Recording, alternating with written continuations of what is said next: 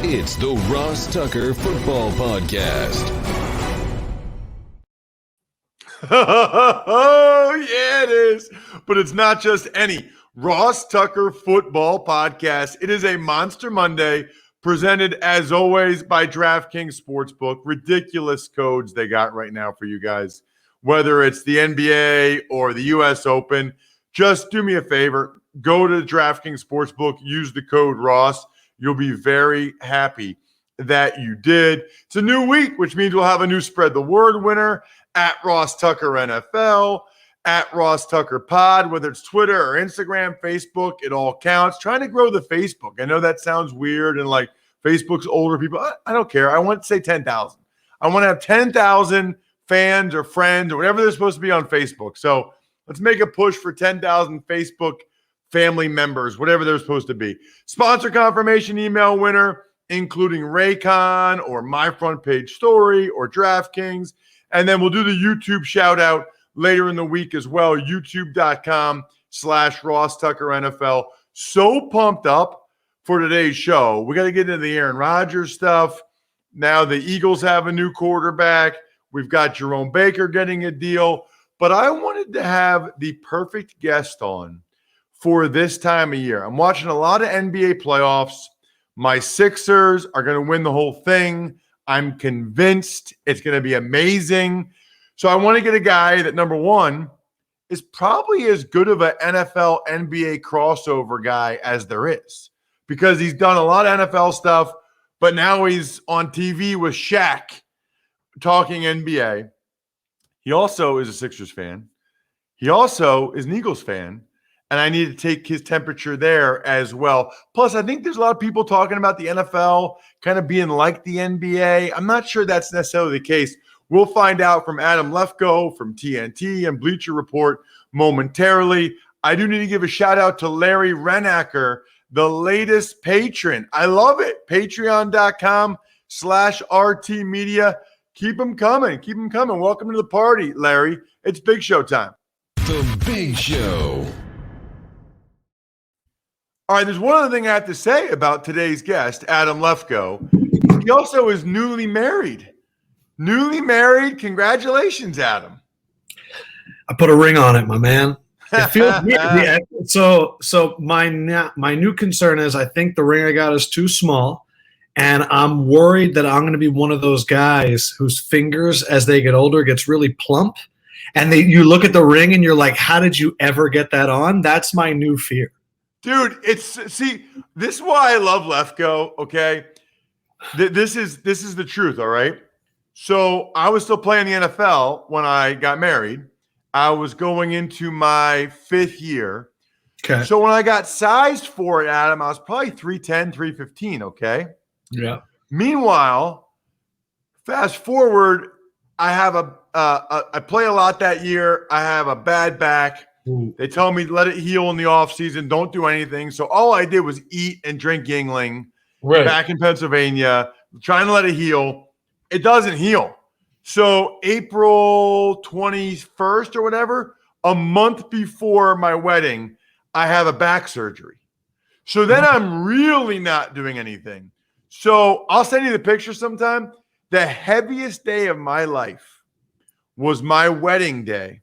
Wow. I was 337 pounds. Pictures are glorious. Yeah, and my wife was so stressed out about marrying me and anxiety-ridden and whatever. She was 107. So, like, the heaviest day of my entire life and the lightest day of her adulthood. Like, our daughters look at our video. We make it a point to watch the video with our daughters every year. We think that's important. Like, hey, we love each other. It's important to remember that. Watch the wedding, the whole deal, right? And they just can't believe your dad was like the largest human you've ever seen and could dance. You didn't dance. There's no way you were dancing. Well, here's the thing. I couldn't dance much because of the back surgery. That's so like I mean. I wasn't like my normal like going crazy. Like the big man can move, right? I was just kind of doing more this like the slide and the hips. I wasn't really like getting aggressive. Kevin James type of deal. My wife is – sorry, Adam, go ahead. I was going to say you're more Kevin James with Wilson. Yeah. Okay. Yes. So, dude, you can see it clear as day on the video. Like, we can go to the video evidence, okay? This, by the way, everybody needs to get a Manly band. I'm not remembering my code right now, but Manly bands. Get a Manly band. So, my wife, like, we put on each other's rings. It was like part of our we memorized our vows. Yeah. And then part of it is like you put the ring on the other one. So I get my wife's finger, no problem. She gets my finger, she has the band, and it's like, yeah, there's like I almost had to like spit on the ring or my finger for her to be able to slide it on because I was about 20 pounds heavier and I drank a lot the night before. So I was like swollen. Wow. And so she really had to struggle to get it on my finger. Fast forward. Yeah, you didn't take it off for years. Well, I didn't take it off for a couple of years. And then career ends in Washington. I hurt my neck. I go from 316 on August 27th when I get hurt. By New Year's Day, I'm 248. Okay? I went on a crazy diet. I was upset about football being over, whatever. My ring just slid. Like, I couldn't even keep it on my finger. So I am the opposite of what you may be. I had to go and like they put more material in there so that it fits. Like, so I'm the opposite of you maybe having to get yours hollowed out more or resized. I had to get mine like shrunk or whatever, filled in. Yeah, I don't want to predict that for myself, that I'm going to be a man with plump fingers. I've always seen those guys. There's certain things when you're a kid that you just don't understand. Like you see there are certain dudes that have huge heads. And my entire life I've just been like, how did your head get that big? And you just, I guess I'm seeing it through my friends now, like the aging process. But like you shake an old man's hand sometimes and it's like a bear claw. And you're like, unless people were just like built differently back in the day, I don't know if I'm going to be one of those guys. I'm trying to figure it out. Old men have like those beat up hands, I think a lot of times. Yeah. Like beat up and the skin on them. Anyway, dude, congratulations. That's amazing on everything. Thanks. You've been having a great last couple of years with all the NBA stuff. Obviously, you still have the Lefkoe show, which I've been on before, which is terrific. At Adam Lefkoe, by the way, on Twitter. Here's why I wanted to have you on. A couple of different reasons. I teased it earlier in the show. You now are the host a couple days a week, whatever it is, on TNT's pregame, halftime. You're with Shaq and Candace and the whole deal. My question for you is, what does the NBA do better than the NFL? Like, it's obviously they're the two most popular deals, right? Like, we know that. What is better about the NBA than the NFL, in your opinion? I'll answer this, but I'm just curious. When you say that, what are you immediately thinking about? Like when you asked me that question, what were you like, oh, I like that about the NBA? Is it NBA social media? Is it the overall feeling of the league? Is it the way that the players are talked about? Like when you asked me that question, what were you specifically talking about? Well, first of all, I'm not sure I'm talking about anything. Okay. But the things that come to mind would be the NBA social media, like the highlights and the clips, and it feels like they were way ahead on that. Yes. It feels like a more advanced discussion on social media. And I would say, so because I've wondered this a long time, I think first and foremost, the fans of the NBA are less attacking than the fans of the NFL, just from my experience on social media. Also in the NFL, I find it to be a lot more team-based, where if you say something negative about the Steelers fans are coming at you. Where in the NBA, it's much more player-based. And if you were to say something like, oh, I actually think that Austin Rivers is a bad matchup for Chris Paul, you're not going to have a wave of Austin Rivers fans coming at you. And at the same point, like you're not going to have a lot of Denver Nuggets like fan. Like it's less territorial. It's less angry, at least what I've experienced online. Everything though is about the players, where in the NFL, I think everything is about the teams. You know, in the NFL, we can name almost every owner If you and me went up and back right now, Jeffrey Lurie, Jerry Jones, Daniel Snyder. And in the NBA, there's a few, like Mark Cuban, but not everybody knows the owner of the Bulls. They know James Dolan, but like they don't know who the owner is of the Denver Nuggets. People don't know who that guy is. And so I think it's so player centric. I think that the relationship with advanced analytics is further along. I think it's been adopted by, MIT Sloan a lot. Like, I feel like the NFL is starting to get there. I just feel like the NBA is maybe has been in those arenas for a little bit longer, and the NFL football, like the NBA feels like a special version of basketball, but like the NFL is always fighting for football. You know what I mean? Like the NBA is worldwide. The NFL's like, we're going to have games in Germany. And the NBA is like, what? Like we have games in every country and every part of the world. It's just a more worldwide sport. But I the main thing that I think you're talking about, because I've wondered why are NFL fans online so angry, is usually my question. The NBA, it's like a shared experience. It's almost, let's laugh at Danny Green going 0 for 7 together, where the NFL fans would be like, screw you, Philadelphia. You threw snowballs at Santa. Nobody likes you. And it's like, why are you talking like this? That's my take. Yeah, so all those things very interesting, some of which I don't follow the NBA close enough to really know. I guess – the one question I would have for you, the player movement stuff, right? Like this guy doesn't want to be there. He's not going to do a new deal. He's going to be a free agent in 2024.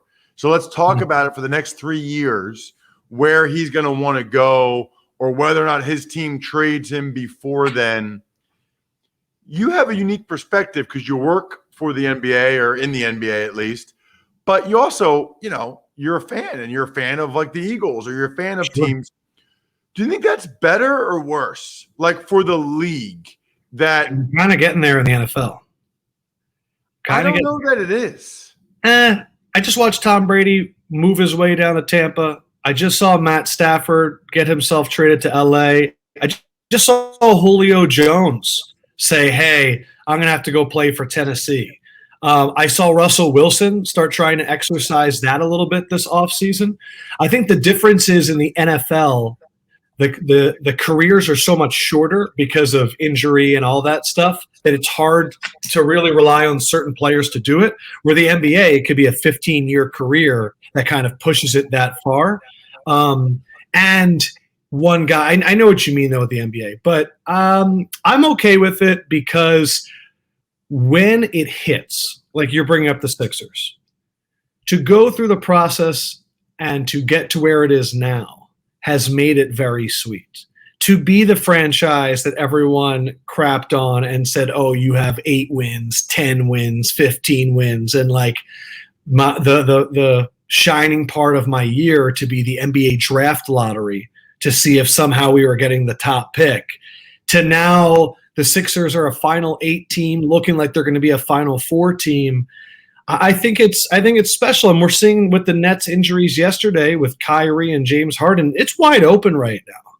And so I think that during the Golden State run, when KD was there, it kind of felt like a foregone conclusion. Right now, even though we have 3 stars on one team, this year is wide open. I mean, I could see the Suns, I could see the Nets, I could see the Sixers, I could see the Bucks, I could see the Clippers. So what I think is interesting is you're right about Brady and Stafford positioning it the way they did to be able to leave. And Julio, I think the difference is it was quiet and it was relatively abrupt, like quick and quiet. Whereas the NBA player moves are loud and long.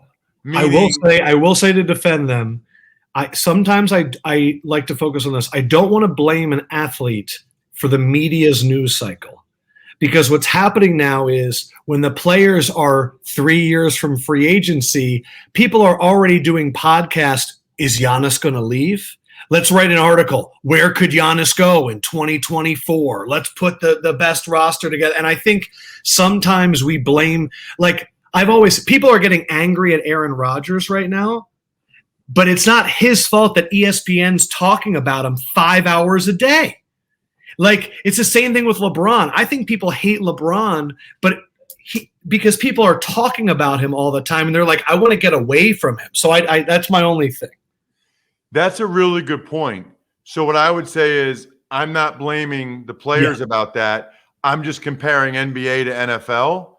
And it feels to me, so like as a guy, I don't follow a lot of NBA people on social media, if any, right? Like I really primarily pay attention when it's the playoffs, okay? Especially if the Sixers are good. That's when I'm paying attention to the NBA. But I see more, Adam, on my timeline, more conversation typically about NBA player movement than I do even about the games themselves or the sports itself. And look, that might be a good thing. I'm sure it's helped the NBA. Maybe the NFL needs more of that. I think the difference is also, too, like to your point, like NBA guys usually stay healthy, play a long time. Like you can say, hey, this guy in 2 years, he's going to be a free agent. He might go to the Knicks or whatever. And the NFL would be like, free agent in 2 years. Like, you know how much can happen to that guy and that team in 2 years? Like 2 years. Look at where Le'Veon Bell was 2 years ago. And now look where he is now. It's like it doesn't even make sense. But to that point, I'm actually going to tap into my media brain. I have been working at Bleacher Report, I think, over 8 years now, which is freaking crazy. And I've seen that company develop.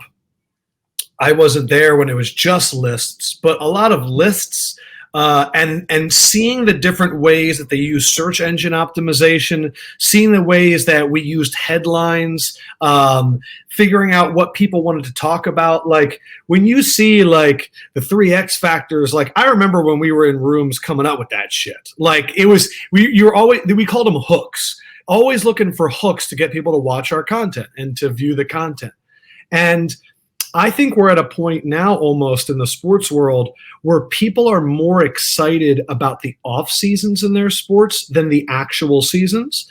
I think that more people are interested in the draft, the NFL draft, and NFL free agency than they are during the season. I think during the season they care more about their fantasy team than they do about the wild card race.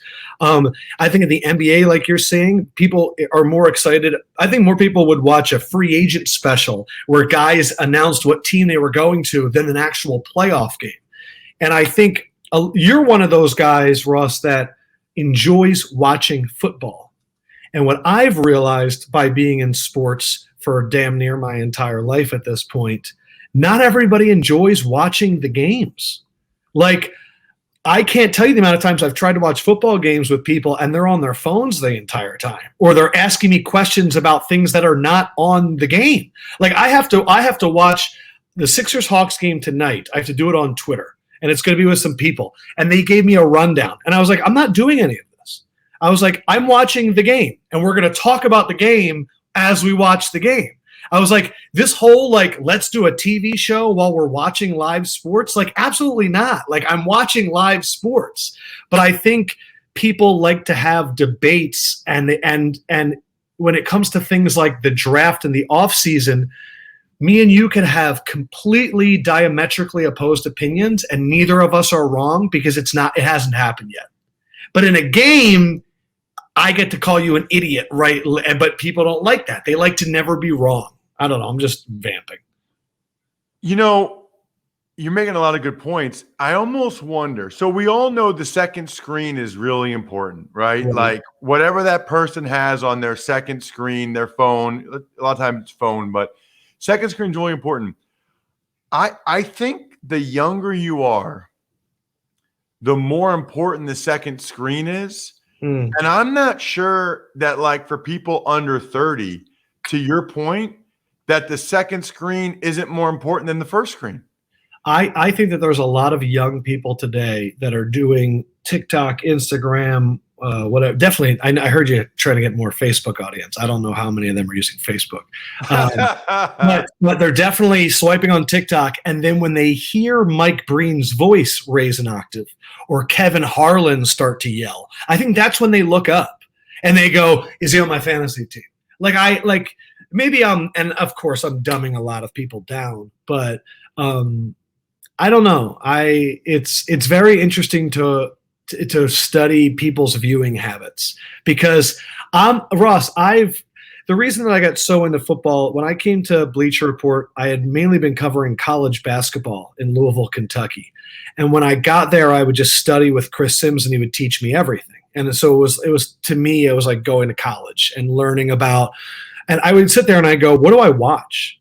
I've watched football my whole life, but what do you watch? And so now I'm looking at protection schemes, and now I'm looking at, okay, how many blitzers is it going to be? And and then when it came to the NBA, I sat there with Wade and Candace, and I was like, what do you guys focus on? And they're like, focus on the rotations and like, don't always focus on the ball. Like, look at the matchups and the defenders. And I'm like, okay. And you begin to realize that it is a craft and that it is work and that we have kind of convinced ourselves that it's fun. And it is fun. Like it is a lot of fun. But to truly understand what's going on and then to talk about it, it is work. And I just always assume that people want to consume sports at a high level, but I think a lot of people just kind of want it to wash over them and say, go team. Yeah, you know what? I'll be curious to see the reaction that I get to this interview, like whether, email or social media or the patrons on our private Slack. Like, I'll be curious because I do think age has a lot to do with it. And I do think, my niece would have a much different perspective than my uncle, about this conversation we're having, because they're like two polar opposites. And I think the NFL, like with the Nickelodeon thing, I think the NFL is trying to like figure it out. I'm sure they've got data and they're trying to figure it out. This always happens, man. I got to get you on again at some point. Like I got like 5 other topics we could have gotten into, but I already took you longer than I said I would. Go Sixers, go Eagles. You're the man. Subscribe to his show. The Lefkoe. Is it just the Lefkoe show? Yeah, Lefkoe. Yeah, but you can just hit me up on social. Hit him up on social at Adam Lefkoe. He's all over. Hit me up on Facebook. TNT Tuesdays. Yes. Trying to build my Facebook audience. Hit me up on Facebook. Dude, I'm going to get made fun of just for that. But when I see a number like 8,800, I'm like, I don't care. I just want 1,200 more. I don't care if I don't ever get anybody else more. Again, I want 1,200. I want 1,200 more Facebook people. I don't even know what they're called. Let me see. They're called Facebook friends, followers. Friend, but I don't have a friend page. I have a fan page. 8,500 people follow this. Follow my page. Anyway, follow me on Facebook. Follow Adam on social at Adam Lefkoe. Thanks, man. Good talking to you, man. Dude, he's awesome. I love conversations like that. I hope you guys enjoyed it as much as I did. Can't wait to get your reaction to it. By the way, you've got 6 days left to get a Father's Day gift. If you haven't yet, myfrontpagestory.com. Tell them Ross sent you. Myfrontpagestory.com. You literally say to your dad, hey, Dad, I want to do something special for you. So I had a story written about you. I mean, he will love it. He might even act like he doesn't, but I've seen some of these videos we post on social media. He will love it. You will love the reaction. And then, like, even when you don't even know, he'll read it so many times, even when you don't know that he is. He's going to be hanging in his house somewhere. Trust me, myfrontpagestory.com. Tuck's Takes. Hey, Ross. Good morning. Let's start with the latest with Aaron Rodgers, which is the comment from team president Mark Murphy that Rodgers is, quote, a complicated fella. So I think that this is probably accurate. Like, Aaron Rodgers is kind of a complicated dude. Very smart guy, but you hear different things from different people, and he is a complicated guy. I don't think that is a negative, but I think that a lot of people are perceiving it as a negative. And perception is a lot of times reality, or at least what matters the most. So doesn't seem like a very smart move by Mark Murphy unless it was intentional. I think he was just trying to make the point of like, hey, we're trying to figure this out with him. We're trying to sort through things with him, but it's not that easy to figure out exactly what he wants or exactly what we can do to make it right. That's the sense I got from it. I'm not defending Mark Murphy. I'm just telling you that's my 2 cents on what went down there. Tuck's Takes. Transactions include Dolphins giving linebacker Jerome Baker a 3-year, $39 million deal, the Niners signing lineman Sinio Kelemete, the Eagles signing Richard Rodgers again, and the Saints making Drew Brees' retirement. Well, it's now officially official, whatever that means. So Jerome Baker, I didn't understand why he didn't go till the 3rd round. The guy was athletic, great in space, made a ton of plays at Ohio State. I was surprised he fell to the 3rd round, and it was a mistake because he's been the Dolphins' leading tackle the last couple of years. He's been phenomenal. And after his 3rd year, they give him $13 million a year. I was better than the draft people on that one because I had him higher. Kelemete, Niners realize they need depth now that Justin School went down. The Eagles still appear to be poised to trade Zach Ertz. Hasn't happened yet, but that's all the rumors you read about and hear. Richard Rodgers actually did a lot of really positive things for the Eagles last year. I'm surprised other teams didn't try to sign him. Rodgers had a solid year. I think he's a decent number 2 tight end, and the Eagles were able to get him back. Maybe they had let him know they were going to get him back at some point. And right, with Brees, it was just a procedural move to get him to be officially retired. They had to wait till after June 2nd for cap purposes. Tuck's Takes. All right, 2 more pieces of information. Giants cornerback Sam Beal pled guilty to gun-related charges, and Le'Veon Bell says that he would never play for Andy Reid again, although after that he apologized for the way he said it. So for Beal, I don't even know what he did, but it's not a good look, right? Pleading guilty to 2 gun-related charges doesn't sound good to me. I don't even know the details. I don't need to. He pled guilty. So doesn't sound good. As for Le'Veon Bell, I feel like we've talked about this guy a lot over the years, going back to when he turned down the Steelers the first year on the franchise tag and then the second year. And, then he sat out. There's not a better way to say it other than he has made a number of poor business decisions. So it's his life, and he might have every reason to do some of the things he does. So kudos to him if he's doing what he wants to do with his life. But it's impossible to go back and do the math after the year he sat out and say he made the best business decision sitting out that year for the Steelers.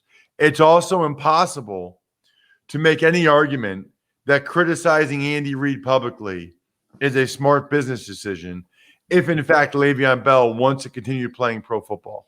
How does that help you? And by the way, I had a tweet over the weekend, Bri, at RossTuckerNFL. Some awesome donut-related social posts, by the way. Like, get on board on social media. You got to be on one of them. Instagram, Twitter, make fun of me for the Facebook thing. I don't care. You got to be on one of them at least, probably multiple. And you got to go ahead and you got to follow me so you get some of these awesome, like the donuts, the clams. Clams are now one of the things that at the top 5 food for me in terms of if I was in an eating contest, I could have 1,000 steamed clams and not even blink. Look at my eyes on YouTube, youtube.com/RossTuckerNFL. I could have 1,000 steamed clams and not even blink. Just be straight like this the whole time. I'm telling you, it's reality. And the reality is for Le'Veon Bell. I tweeted this, Bri. I think Le'Veon Bell is the first guy I've ever heard publicly criticize Andy Reid.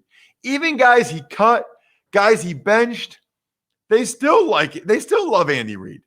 not Le'Veon Bell. First one I've ever heard say that. Two more interesting things, Bri, I noticed this morning. Nick Mullins signing with the Eagles. They had cut Jamie Newman. Evidently, he wasn't very good. And Nick Mullins is a guy. Field Yates had a crazy stat, second NFL history, most passing yards his first 16 starts. Kind of ridiculous that Nick Mullins was still available. Seems like a pretty nice, inexpensive backup. And then Stephon Gilmore didn't show up for Patriots minicamp. I don't really get that. He's injured and rehabbing anyway. So I guess he's making a point, but he's not even going to go on the field. He's just going to rehab $94,000 that they have to fine him unless he was excused. And maybe he was excused. We don't know. Other than that, definitely check out the NFC North draft breakdown on today's College Draft podcast. Emory Hunt has been killing it, going over every single draft choice. So if you are a Lions fan, like Norm, one of our patrons, if you are a Packers fan, like Grades, another patron, or a Bears fan, or a Lions fan, I already said them. Who's the other team? Vikings, like Lizzo. You need to go ahead and listen to the College Draft podcast today. We went over every draft pick for your whole division. Why not? They're your guys. He even mentions undrafted guys. He's incredible. Shout outs to Pizza Boy Brewing, Sporticulture, Vision Comics with an X, HumanHeadNYC.com. Surprise guest on the Even Money podcast. He's hilarious and informative. I think we're done here. Thanks for listening to the Ross Tucker Football Podcast. Make sure to also subscribe to the Fantasy Feast, Even Money, Business of Sports, and College Draft. All available at Apple Podcasts, RossTucker.com, or wherever podcasts can be found. A lot of times on the show, I mentioned DraftKings. Here's what you need to know. You got to be 21 or older, New Jersey, Indiana, or Pennsylvania only. New customers only. Restrictions apply. See DraftKings.com/sportsbook for details. Gambling problem, call 1-800-GAMBLER, or in Indiana, 1-800-9-WITH-IT. By the way, if what I was talking about included a deposit bonus, doesn't always, sometimes it does. Deposit bonus requires 25 times playthrough, and deposit bonuses are paid out in site credit.